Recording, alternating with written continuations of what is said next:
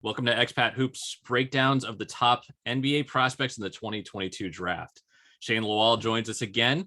If you watch the pod, you likely are very familiar with him. If not, check out his episode about his career after this video. We'll also link it up to this video. But we have him here today to break down Italy's Gabriele Procida. So Shane has quite a bit of experience overseas, decade-long career, and coincidentally happens to have experience in Italy. Picked up a little bit of hardware with Sassari. So we're going to turn it over to him and see what he thinks about Gabriele Procida. Welcome back, Shane. Ciao a tutti. Look at me. I had a, quick little something, man. Make them think I still remember how to speak Italian. How you doing, man? Good. So we talked a little bit off about Gabriele Procida. We're actually going to be breaking down another one of the Italian prospects as well, but we're going to do Procida first. Your message was basically, I'm going to get into it on the pod and shock you, but I know that you like him. Tell me why you like him and tell me why you're going to shock us all. First, man, I want to give a big shout out to the young team at Sassari, man, the youth team qualifying for the Nationals. That's big time. I think that's the first time they've done it in Sassari history, man. So Forza Dinamo, that's huge, man. I'm rooting for you guys and keep it up, keep going. Bravo, ragazzi. So I would say, man, I really like that kid. He might be my favorite European. I think he's number one, and he's 1A, and Jovic should be 1B for me. But what Jovic lacks that Procida has is Procida has a mid-range game. He's pro ready, which is crazy because the drafts have him in the second round, which I understand because I can see him. He doesn't specialize in anything. He's actually kind of a complete player. So because he's kind of checks all the boxes, he'll have to wait until people are done with the American kids that kind of more that checks a lot of boxes, like the K Cunninghams will have to go and get their picks first. And then after they kind of go through those kids, then later on, if you still have a need for a wing, then you'll come back for him because he can't play. He's not a point guard. Now, I don't want to say he can't play the point, but he's not a PG. He's a wing. He's an off-ball player. He can become a very good scorer in the league because he's got a pro-ready game. He's got a pace to him. One thing Jovic didn't have was we never talked about Jovic having a slow down pace, like a Chris Paul part to his game where he can kind of play at his own pace and, not be rushed and things like that. Jovic doesn't really have that. But Procida does, man. He's athletic, was about 6'7", 6'8". Mm-hmm. Runs fast. He's a fast runner, man. That's big in the NBA as far as just running lanes and getting out. That's not always something that you mark an Italian for being just super athletic, but he's super athletic, and he's got a lean build to him, can pick up some muscle, but he's not scrawny. Like, he's not a scrawny kid. He's got good frame to him. So he good can be broad shoulders. Yeah. Yeah. He can be a very, very strong athlete in the NBA, but he's a 3-level comfortable player, comfortable in that second level. Low usage, high efficiency kid right now in Italy, which kind of means something to me to kind of see that. Italy is a definitely offensive friendly league, but just kind of watching some of his footage, and it's like, oh, you're complete. Like you're comfortable slowing down in the middle, kind of making moves, getting to your spots. You know what your spots are.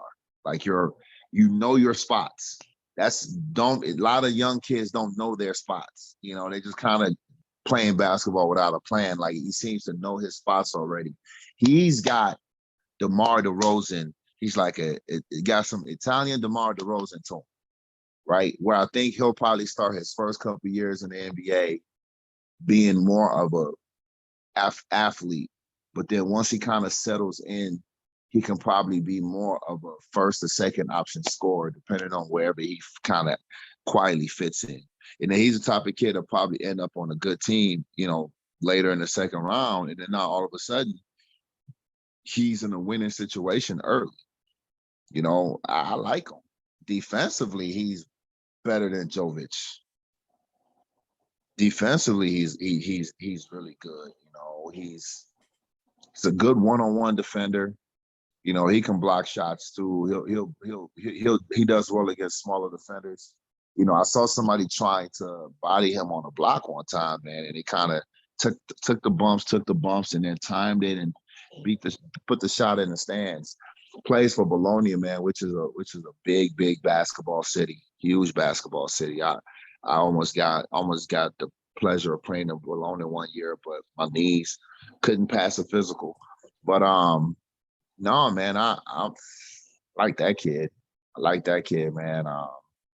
I didn't even take notes on him because when I started watching him, he was jumping out at me. I got a little distracted and didn't really. I normally take my notes and I jot notes now so I can kind of come back to it. But I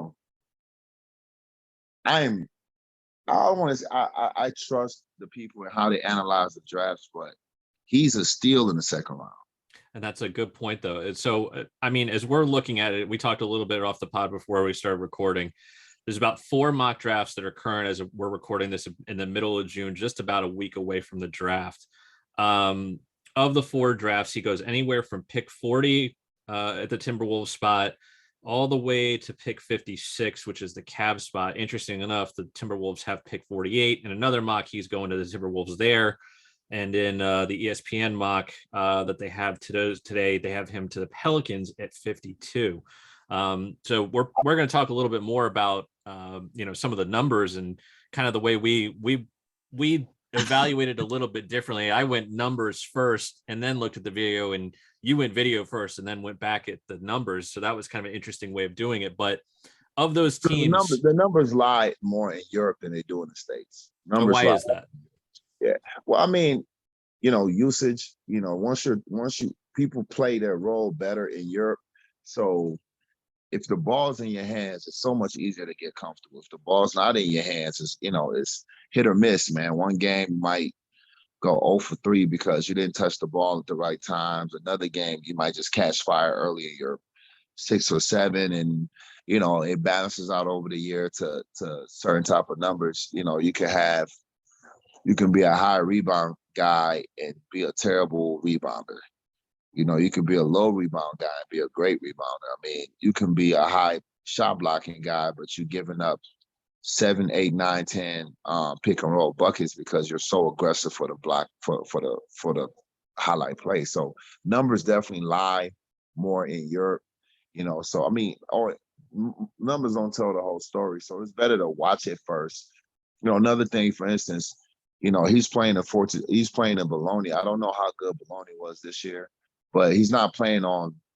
It's 2 Bologna teams. It's Virtus and it's Fortitudo. Yeah, he's on Fortitudo.